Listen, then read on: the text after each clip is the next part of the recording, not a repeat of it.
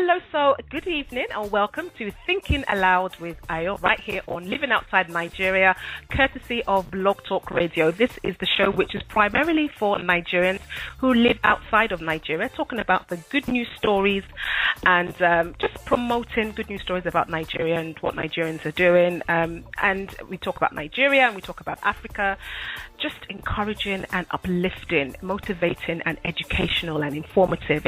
It's usually, you leave at the end of the show, however long it is, you will leave motivated, encouraged, uplifted. That's the whole purpose of it. So thank you so much for joining us this evening. I have two great guests this evening.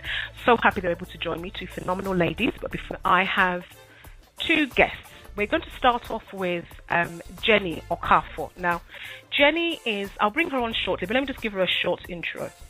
Jenny is a devoted, self-motivated, community-spirited person. She's a mother, she's a lawyer, she's a charity worker, and she's an advocate for human, women, youth, and children's rights.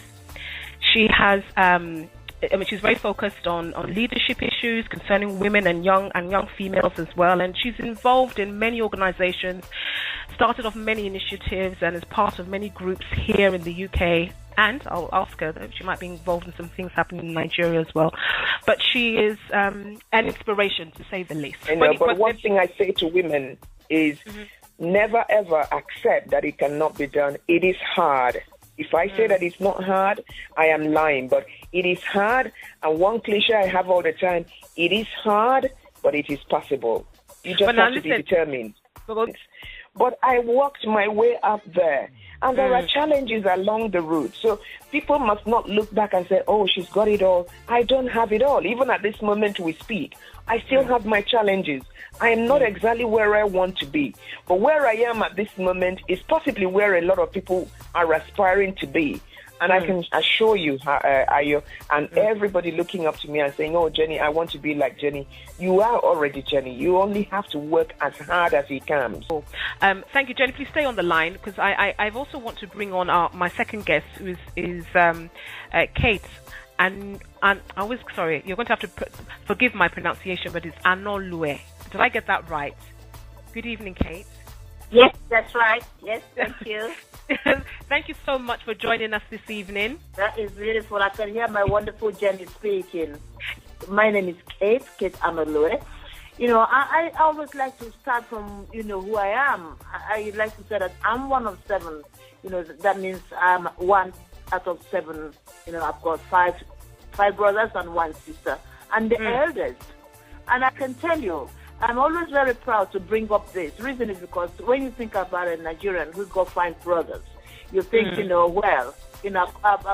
others or my father's friends, I should really be a housewife, and that's where I belong. But my father is someone who believes in gender equality. So he said, I'm going to train her, because if I train her, she'll be able to train others. What's your closing remarks to our listeners be this evening? Well, closing remarks starts with a very big thank you to you, Aya, for giving us this opportunity to engage with our community and people that otherwise, we might never get the opportunity to see or speak to. So I thank you very much for that opportunity. And I'm also saying to every Nigerian woman, every Nigerian father, every Nigerian uncle, every Nigerian auntie, the event on the 23rd is for every Nigerian. Remember, if you do not add your voice to this, and this finds a way to stay in our Constitution, somebody might exploit that provision positively or negatively. And when they exploit it negatively, it might actually impact on the welfare of your daughter and well-being of society. No